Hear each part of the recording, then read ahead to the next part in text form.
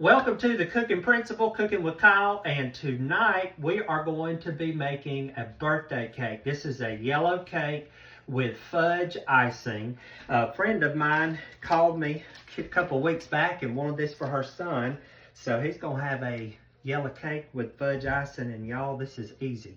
So the first thing I'm going to do is put 2 sticks of butter in here, and we're going to get that mixing till it's light and fluffy. All right, next thing we're gonna do is generously spray. I've got 3 8-inch cake pans, and I use this Baker's Joy because I think it's a great alternative to flouring and oiling your pans. But if you want to do that, you go right ahead. But I like my Baker's Joy.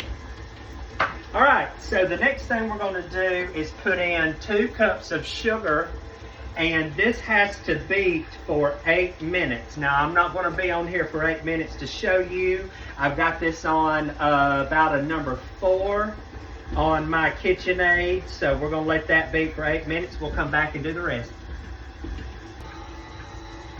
Okay, everybody, we have been beating this butter and sugar for 8 minutes. And I'm going to go in very slowly with 4 eggs. I have 4 eggs here, and I'm going to try to drop one at a time in there until they get well incorporated.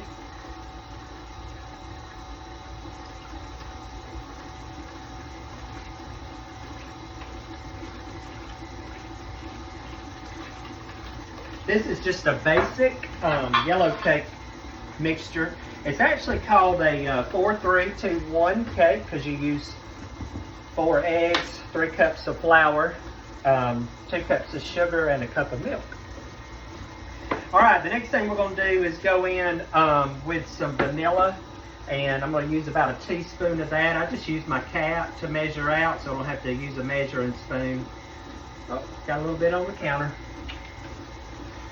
All right, next thing we're going to do is, I've got 3 cups of sifted flour. I've pre-sifted this, and then the 2 cups, or the cup of milk. So it's a cup of milk and then 3 cups of the flour, and we're going to put that in alternately.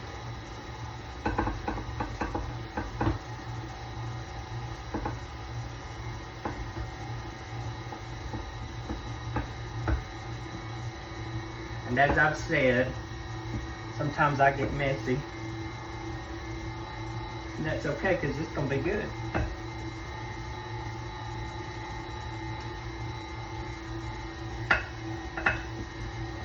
Sometimes you have to adjust and put it down a little lower. That's okay too if I need to do that. We'll go lower.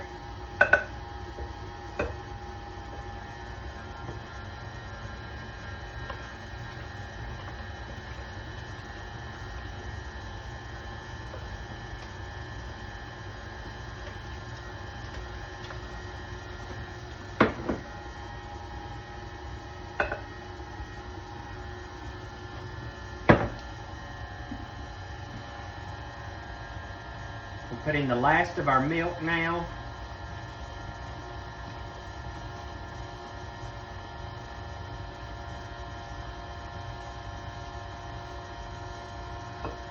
And inevitably, I make a mess, but I do clean up. And it's going to be good. Okay, now this is not a cake that you want to beat too long. Once it's kind of well incorporated, you can turn it up a little bit and then let it beat some more. And then once it's like that, then turn it off. And then now it's time to begin and pour this over into our cake plates. April, you want to taste? Yeah.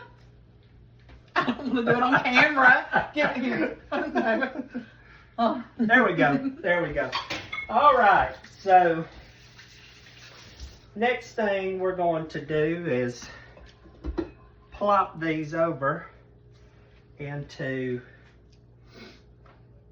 our cake pans. Just try to get it as even as possible. That way you have good, pretty layers. And one thing you want to do with your cake before you put it all the way in your 350 oven is settle the cake. So I just kind of bang it against the counter a little bit to get it to settle, and gets the air bubbles out, and it helps to have a more of a level cake layer, I guess you would say. And we'll just eyeball it for now, and I do pretty good eyeballing it. Some people measure out. I think Paula Dean measures hers out. I guess I could do that, but I don't. All right, so we're gonna level these out as best we can, and then we're gonna put these in the oven on 350.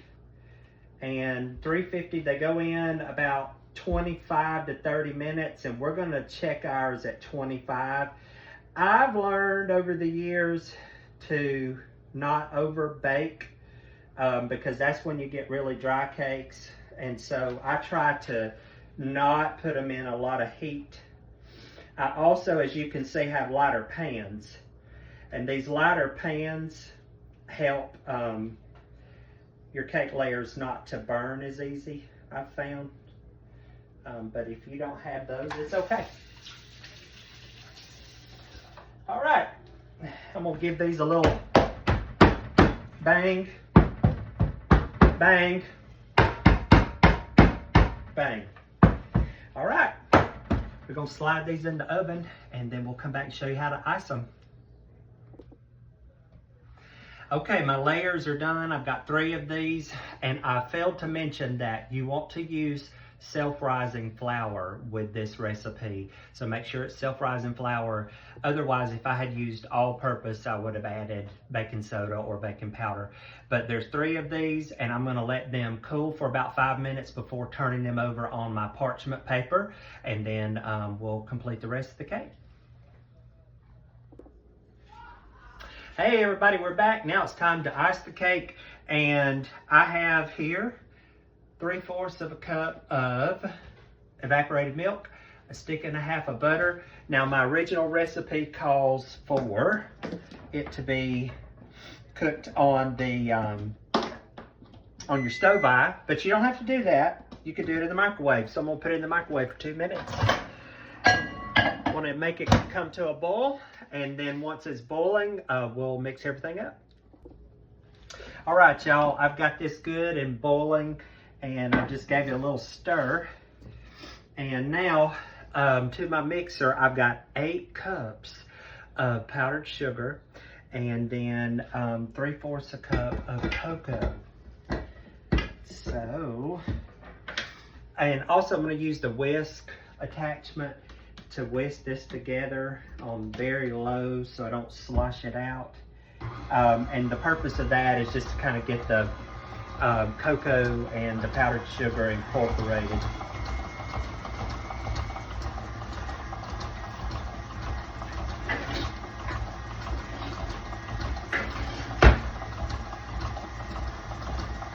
And once you got that kind of good and incorporated there, the next thing we're going to do, again, we'll slow this down, is pour the butter and the evaporated milk over into that.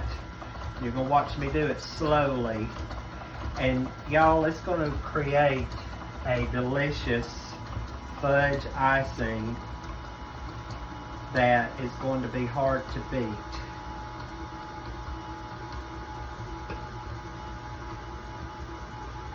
It'll taste better than the store-bought icing.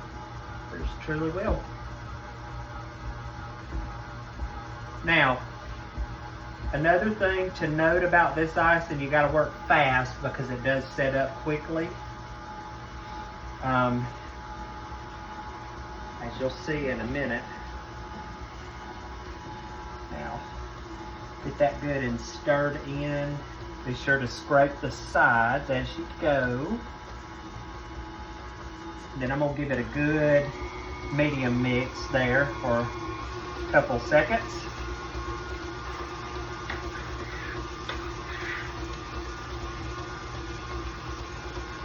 Get all the lumps out real good.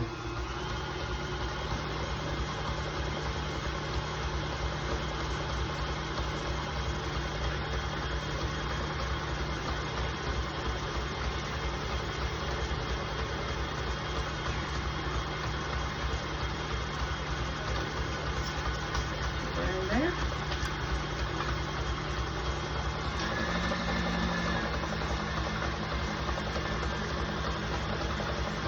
All right, it is ready to start. We are actually ready to start icing the cake. All right, let's ice this cake. So the first thing I'm gonna do is I always put a little of the icing in the center, and it just kind of works as a glue to keep the bottom layer together. I want you to see this icing, how good that looks, y'all. Oh my gosh. All right, so we're gonna start with the bottom layer. My layer's kind of stuck to the parchment paper a little bit, but we're gonna cover this up and it's gonna be pretty. All right, and I'm just taking a spoon and pouring that over the layer here. And again, like as I said, you gotta work fast because it starts setting, it acts like a fudge, like the regular old-fashioned fudge that you make, and it does very quickly set. All right, we'll go in with another layer.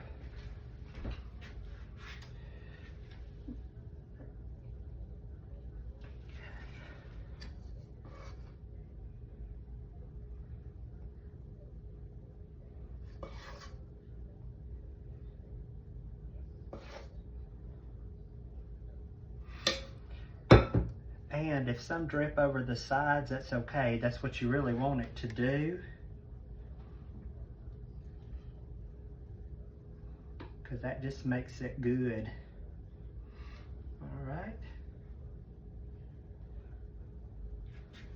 We're gonna do the top layer. Now, I always struggle with, oh, that looks pretty. Getting them even, because you don't want a lopsided cake layer, and I've been known to take them off and start all over again, and that's heartbreaking, but I've done it.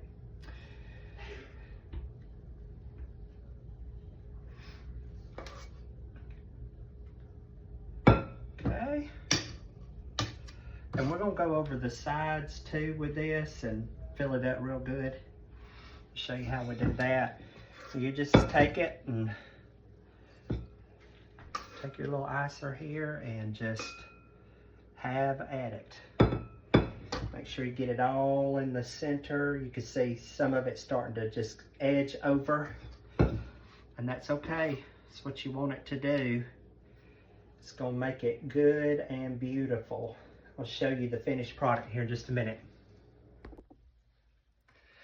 All right, here it is, y'all. We finished icing it. Again, this cake will be in my upcoming cookbook. It will be titled Yellow Cake with Chocolate Fudge Icing. I'm going to box this up and take this to a very happy recipient for his birthday. So continue sharing and liking, commenting on my post, telling everyone about the cooking principle. Thank you so much.